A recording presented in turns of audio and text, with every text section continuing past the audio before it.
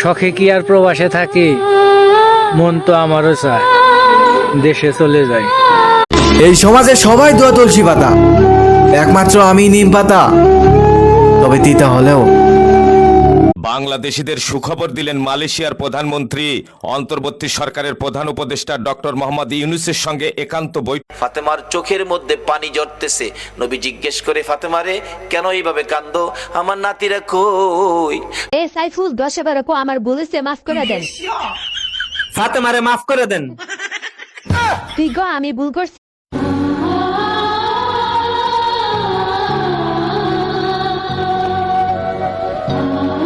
বাংলাদেশের অন্তর্বর্তী সরকার দায়িত্ব নেয়ার পর থেকেই নজর কাড়ার চেষ্টা করে পাকিস্তান, বিশেষ করে দেশটির। যখন কোনো মানুষের উপর বিপর্যয় আসে, সেটা হয় পরীক্ষা অথবা একটা শাস্তি।